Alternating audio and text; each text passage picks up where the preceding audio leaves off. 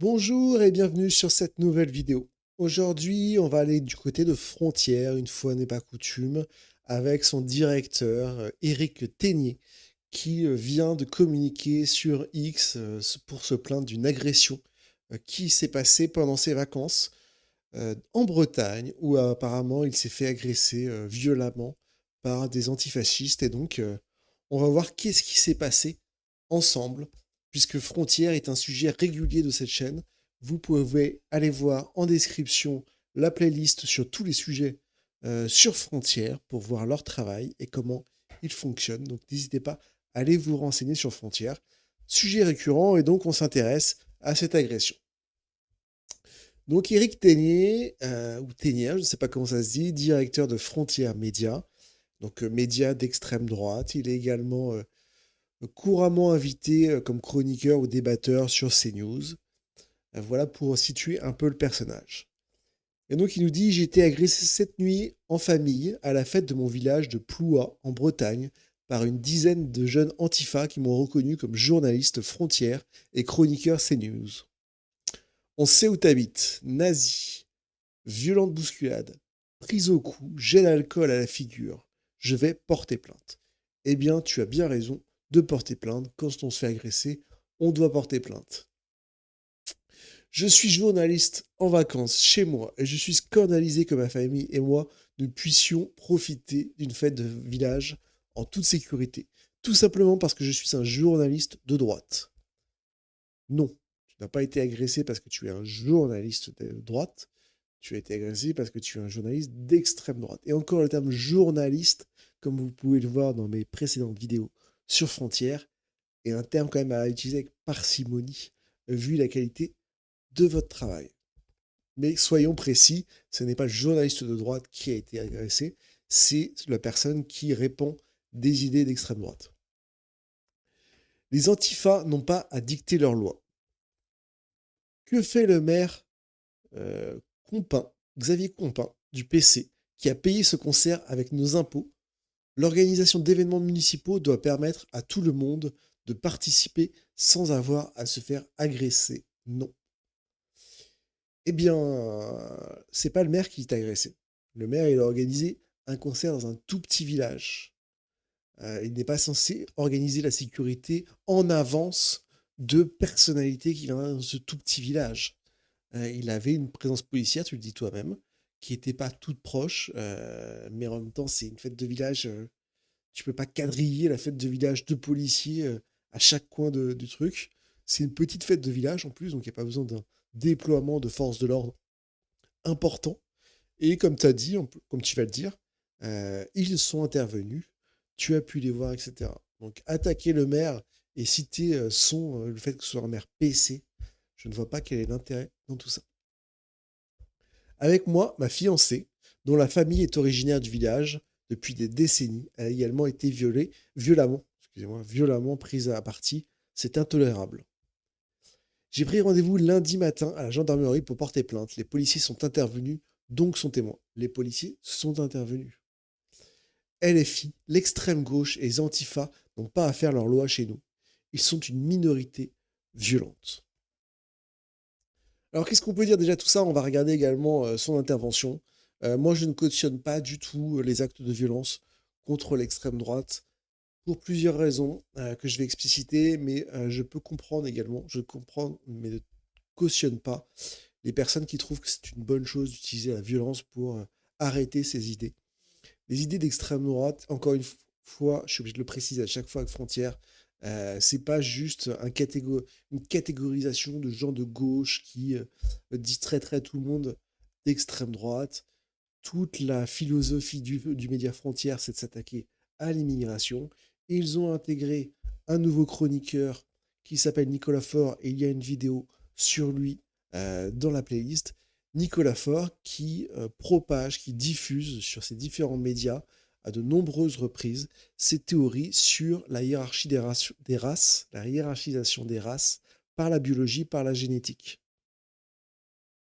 C'est clairement des idées qu'on pourrait à minima catégoriser d'extrême droite, voire aller au cran au-dessus et rappeler les heures sombres de notre histoire. Je le répète souvent dans mes vidéos, mais à chaque fois, ça me choque et m'interpelle que personne ne parle de ce type de théorie, de ce type de message qui revient sur des médias comme ça, comme Médias Frontières. Ils l'ont recruté, ils le poussent sur ses idées, et donc c'est pour moi, on ne peut pas dire que c'est juste des sales gauchistes qui traiteraient tout le monde d'extrême droite. Non, c'est clairement leur ligne idéologique.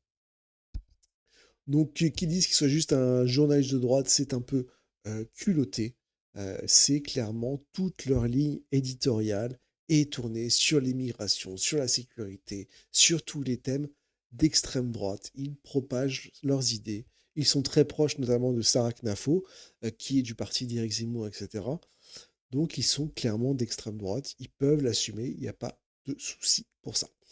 Tout ça pour dire que je ne cautionne pas, moi, les actes de violence. Je peux comprendre, c'est ce que j'étais en train d'expliquer.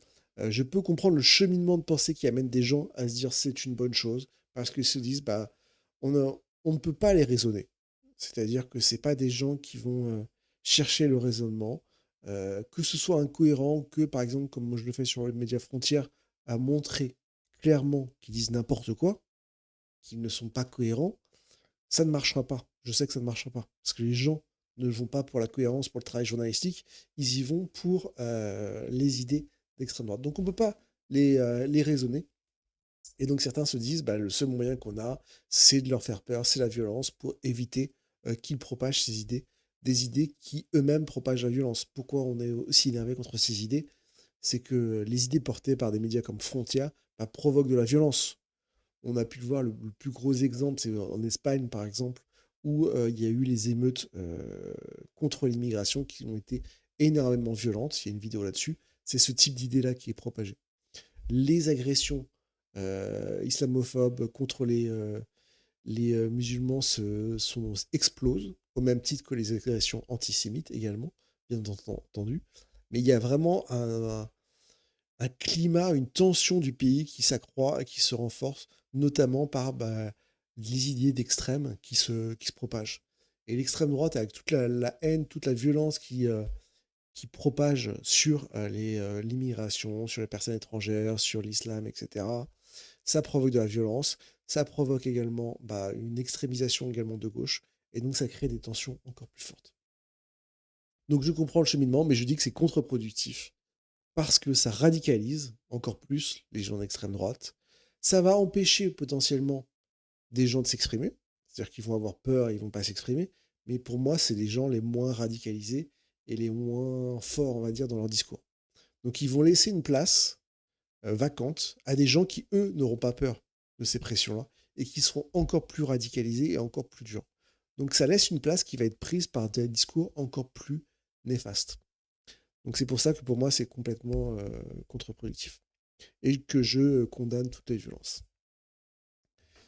Tout ça pour dire que voilà. Donc le petit discours, on va l'entendre se plaindre de son agression. Bonjour à tous, je vais vous raconter comment cette nuit j'ai été agressé dans une fête de village à minuit et demi parce que j'ai été reconnu comme journaliste de frontière et également comme intervenant sur CNews. C'est absolument hallucinant ce que je vais vous raconter. Donc j'étais avec ma fiancée, vous savez je suis en Bretagne, dans mon petit village de Ploua, 4000 habitants, dans les Côtes d'Armor. Tous les jeudis soirs l'été, il y a les jeudis soirs, c'est-à-dire des fêtes qui sont organisées, la fête de village, vous devez en connaître beaucoup, chez vous également, durant vos vacances. Hier soir, il y avait donc un concert, je m'y suis rendu, et à minuit et demi, j'ai été reconnu par plus d'une dizaine de jeunes revendiqués Antifa, d'extrême gauche, qui nous sont tombés dessus, qui nous ont traités de nazis, qui ont dit « on te reconnaît, on a vu tes vidéos sur Frontières, on te voit sur CNews, t'es un fasciste, t'as absolument rien à foutre ici, t'es un connard, on va te dégager d'ici, etc. » Énormément d'insultes, on a été bousculés, on a été violentés, j'ai été pris au cou, et évidemment, je suis resté parce que je leur ai dit « les mecs, c'est mon village, j'ai le droit d'être ici comme vous avez le droit d'être ici également. » On est dans l'espace public, il y a un concert payé par nos impôts, et les antifas n'ont pas aujourd'hui à dicter la rue. Donc on a fini quand même par aller trouver les policiers qui étaient à plusieurs centaines de mètres d'ici. Ce qui entre nous est absolument hallucinant, c'est pas de la faute des policiers, c'est la question du maire à un moment. Parce que ce matin on a vu sur la page Facebook, des pages Facebook de relais, hier soir, Blois était antifasciste. Voilà, c'est ça. C'est-à-dire qu'aujourd'hui, il y a des villages qui deviennent totalement antifascistes alors que la majorité des habitants ne le sont pas. Et donc, Alors, alors là, juste petit commentaire. Je sais que l'extrême droite dit que le terme antifasciste a été dévoyé, que maintenant tous les gens de gauche et les groupes d'antifascistes s'appellent antifascistes, et que pour eux, pour les gens d'extrême droite, c'est une déformation du mot. Mais à la base, être antifasciste, c'est être contre le fascisme. C'est une bonne chose de se dire antifasciste. Donc là, ils s'étonnent que des villages se disent antifascistes. Bah non, non, en fait. C'est une bonne chose de se dire, de se prétendre antifasciste. C'est pas, normalement, c'est pas une insulte de se dire antifasciste. Les gens sont censés être en majorité antifascistes. Donc là, il dit, ah bah, il s'étonne qu'un village se dise antifasciste et qu'il dit que normalement, les gens devraient être pour le fasciste, en fait. Donc là, il y a une petite interprétation à faire attention dans le discours, les gens de frontières. Ok, je comprends votre idée de dire que c'est un dévoiement du nom, mais même vous, vous êtes censé quand même être antifasciste à la base. Vous ne devez pas penser que le fascisme, c'est une bonne chose. En tout cas, j'espère pour vous. Donc attention, attention dans les termes à ce que vous dites. donc je me retrouve agressé. Et qu'est-ce qu'on dit à ma fiancée? On lui dit, on sait où t'habites. On sait où t'habites et on va vous chasser d'ici. C'est aussi pour ça que moi, je suis pas pour ces méthodes violentes. C'est parce que toujours, ça retombe sur les proches qui ne sont pas forcément liés à ces idées-là. Même si on se doute que quand on est fiancé à un journaliste d'extrême droite de Frontières, le directeur de Frontières, bah, c'est qu'on doit partager. Mais en tout cas, c'est pas des personnes publiques. On ne doit pas déraper sur la vie privée, sur des personnes qui ne sont potentiellement pas liées à ça. Les familles des gens comme ça ne doivent pas être agressées. Et ça finit toujours comme ça. Et dans toutes ces histoires-là, qui est-ce qui prend toujours le plus? C'est toujours les femmes. C'est toujours sur elles que la plus grosse violence tombe. Donc c'est pour ça, encore une fois, que moi, je ne suis pas pour ces méthodes-là. Et c'est absolument scandaleux. Donc moi, lundi prochain, j'ai pris rendez-vous à la gendarmerie. Je vais évidemment aller porter plainte. J'espère que la préfecture aussi va se mobiliser. Parce qu'à un moment, il y a une question de sécurité. Et c'est quoi ce délire? Alors, que la préfecture se mobilise, etc., c'est une petite agression. Faut pas aller non plus, on va pas déployer un plan national pour une petite agression. Vous arrêtez pas de dire sur tous vos médias qu'il y a des attaques au couteau, c'est la jungle en France, etc. Où il n'y a pas eu de coup porté hein, quand même. Faut pas non plus en faire une affaire d'État, que la préfecture doit se mobiliser, que l'État doit se mobiliser, etc. Si déjà la police prend la plainte, c'est déjà bien, hein, détends-toi. C'est-à-dire qu'aujourd'hui, vous êtes journaliste. Vous êtes un journaliste de droite. Vous D'extrême droite. intervenez sur CNews. Et quand vous prenez vos vacances, quand vous retournez dans votre famille, que vous allez dans votre petit village, on va venir vous agresser un jeudi soir d'un 31 juillet. C'est absolument hallucinant. Et moi, Non, c'est pas hallucinant. C'est pas hallucinant. Pourquoi? Encore une fois, quand je dis c'est pas hallucinant, c'est pas que je cautionne. C'est que il faut s'y attendre. C'est que, la population est de plus en plus polarisée, de plus en plus violente, notamment sur les réseaux sociaux, et pas que d'un point de vue politique, d'un point de vue global sur les réseaux. Le harcèlement, la haine en ligne, etc., est de plus en plus polarisé, et ça, je le dénonce régulièrement, et qu'il y a une ambiance de violence, de haine. Encore une fois, même si on oublie la politique, hein, mais globalement, dans le paysage français des médias, français des réseaux sociaux français, c'est une atmosphère qui se déploie. Et c'est pas lié à l'immigration, comme vous pouvez le dire. Pour moi, il y a beaucoup lié aux réseaux sociaux dans vraiment dans cette polarisation, dans cette confrontation qu'ont les gens à vouloir haïr des gens sur les réseaux, etc. Donc, il y a ce phénomène-là. Quand en plus, tu es un influenceur, parce qu'avant d'être journaliste, tu es quand même un influenceur, dans des sphères de confrontation, c'est-à-dire notamment la politique, et dans la politique très confrontante, puisque la politique d'extrême droite propage des messages de haine, de confrontation vers une partie de la population, ça alimente encore plus ces mécaniques et ces mécanismes de harcèlement, de développement de la haine, etc. Donc encore une fois, c'est pas pour cautionner, c'est pour expliquer que pour moi, ça ne m'étonne pas.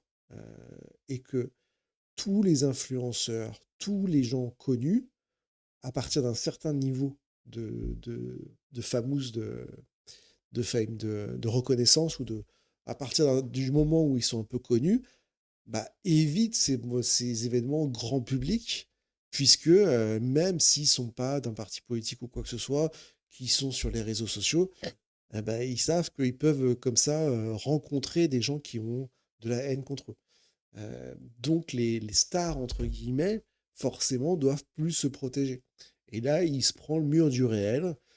Il pensait qu'il pouvait se balader tranquillement dans la rue.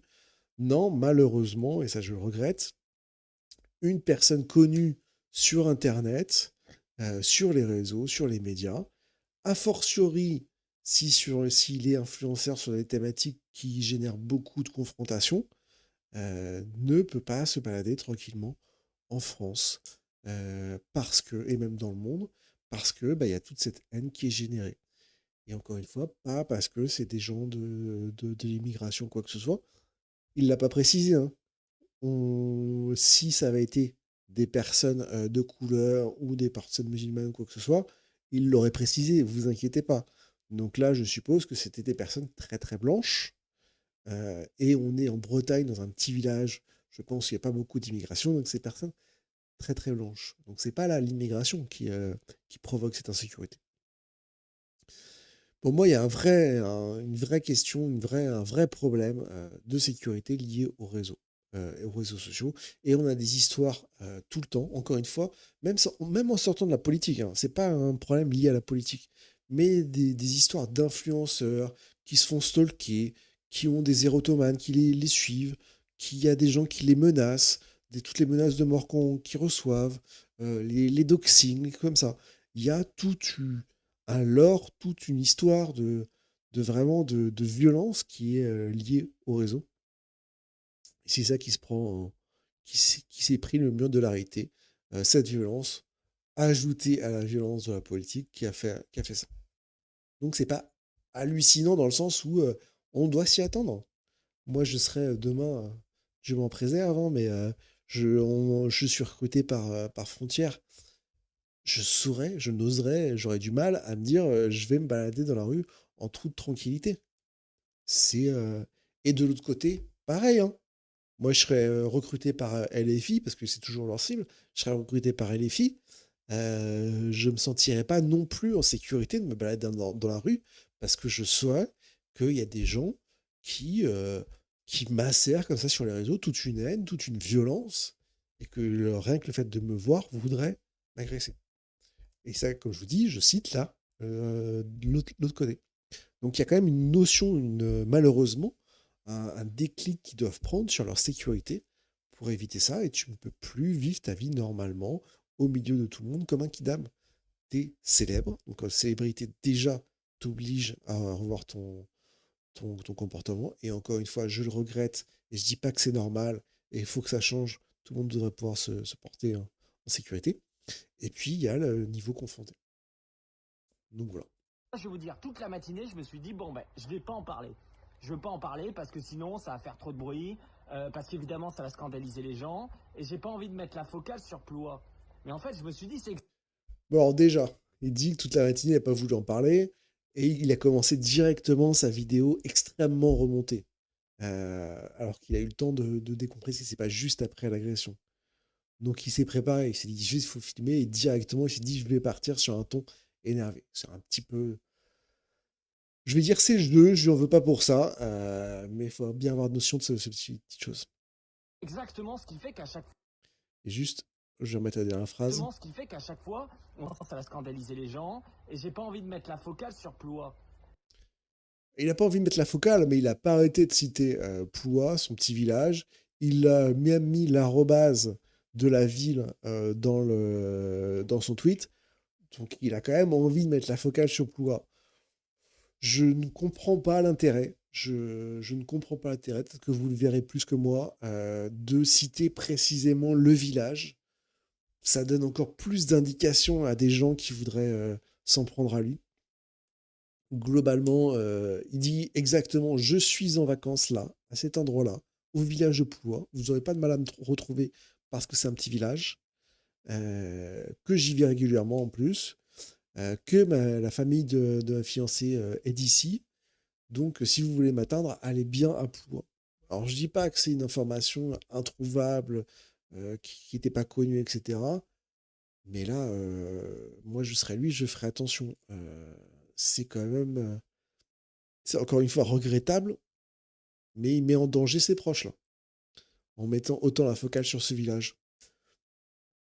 Qui témoigne, oui, pourquoi pas. Moi, à titre personnel, j'aurais au moins attendu la fin de mes vacances.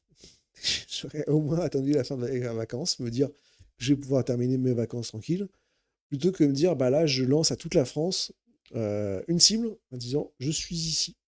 Vous me cherchez, vous avez un problème avec moi, venez me voir ici. C'est un peu dangereux. Même encore une fois, si les journaux en auraient parlé, potentiellement, la ville ou quoi que ce soit, il aurait pu réduire la diffusion. Et même si on l'avait voulu l'interviewer pour écrire un article, il aurait dit, bah juste citez pas mon village, les journaux en auraient moins parlé.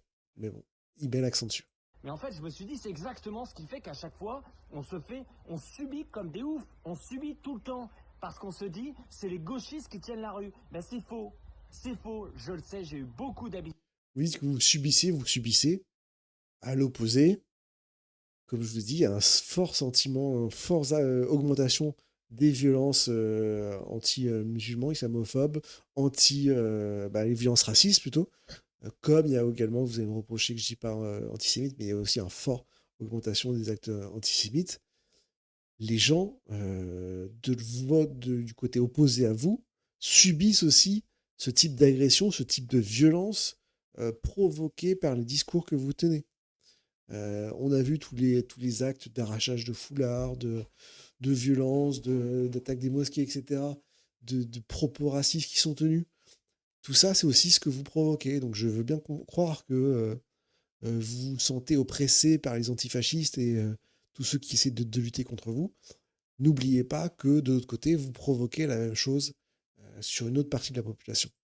D'emploi. Il y en a beaucoup d'autres en Bretagne aussi qui en ont marre, qui ont les mêmes idées mais qui en ont marre, qui sont pour la diversité des idées, il n'y a pas de problème. Mais ces gens violents qui prennent exemple, on le sait très bien, sur la France insoumise, on le voit où à chaque fois Voilà, j'avais dit que la France insoumise, il le cite souvent, forcément, hop, il le ramène à la France insoumise.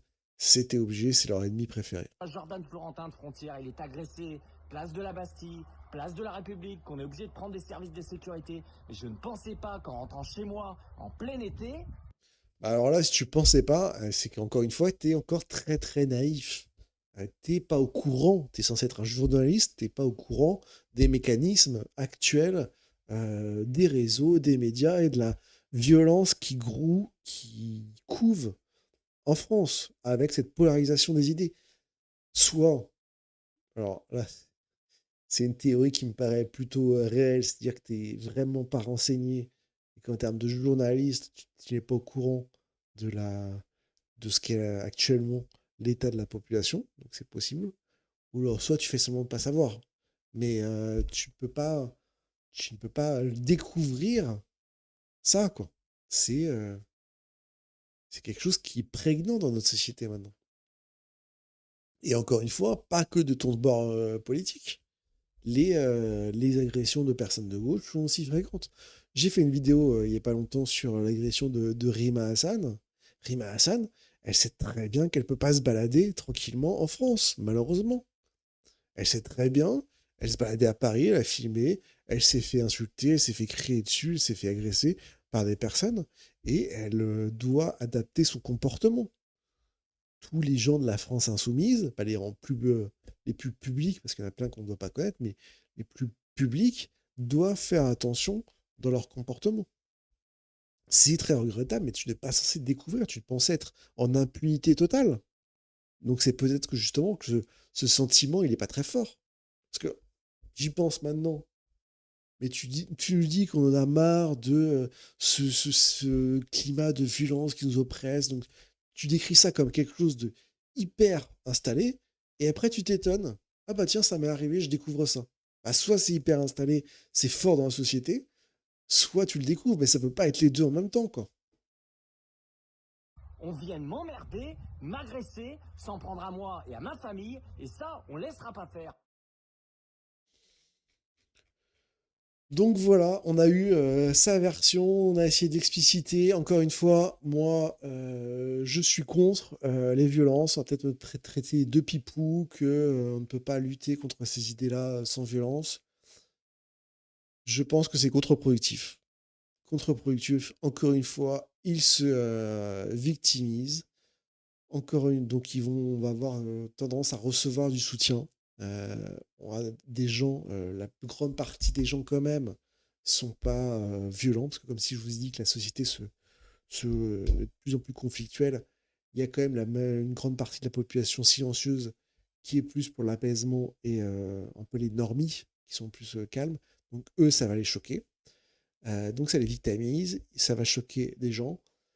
C'est toujours les proches qui vont prendre le plus cher, et dans les proches, ça va toujours être les femmes qui vont subir le plus de violence parce que c'est les personnes les plus vulnérables, entre guillemets, sans vouloir, bien sûr, traiter les femmes de victimes, mais qui sont moins fortes physiquement, les hommes sont plus aptes à agresser les femmes et ont plus l'habitude, on va dire, d'agresser les femmes.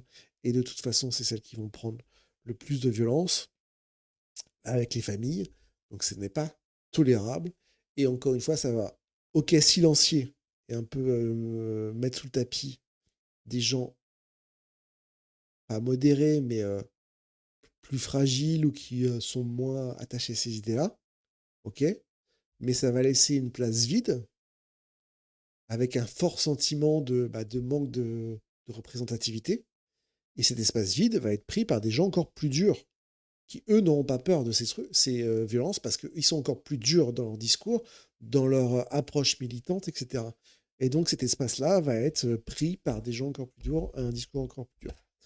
Donc tout ça est fort contre-productif. Voilà, une petite nouvelle vidéo en plus sur Frontières. N'hésitez pas à aller voir pour plus de contexte ma playlist sur les différents axes qui sont développés sur Frontières. On essaye de temps en temps aller voir un peu ce qu'ils font, se moquer un peu du piètre qualité de leur travail et de leurs arguments. Donc n'hésitez pas à aller voir ça sur ça. Malheureusement, Frontières, on en entend donc beaucoup parler, puisqu'ils sont de plus en plus présents sur les réseaux, sur leurs médias Frontières. Ils sortent une radio à la rentrée, et donc bah, on va de plus en plus en entendre parler, de plus en plus avoir leurs idées. Et ils sont énormément plateformés, bah, surtout par des chaînes comme CNews, qui les invitent souvent et qui les plateforment. Donc c'est important de savoir ce qu'ils disent, et que c'est pas nous qui leur donnons de la pub, c'est de toute façon, ils sont en place. Dites-moi en commentaire ce que vous pensez, est-ce que vous me trouvez trop modéré à dire que je suis contre la violence, est-ce que vous êtes pour, est-ce que vous avez des arguments pour ça, est-ce que vous pensez que mon argumentaire n'était pas bon à ce sujet-là? N'hésitez pas, puisque vous êtes beaucoup à commenter, si vous êtes d'extrême droite, à me dire tout l'amour que vous me portez également, à me dire vous ce que vous en pensez, est-ce que vous vous sentez comme des victimes en France et que vous vous sentez oppressé par la violence de la gauche et de l'extrême gauche? Est-ce que les antifas vous font peur, vous terrorisent, ou au contraire, vous êtes en confrontation directe avec eux? N'hésitez pas à commenter et bien sûr à vous abonner, pas abandonner, hein, ne vous abandonnez pas, surtout abonnez-vous, à mettre un petit pouce bleu, à activer tout ce qui est activable et à me soutenir de cette manière-là, ou alors à m'insulter, comme vous voulez. Je vous remercie bien, je vous souhaite une bonne journée et à bientôt.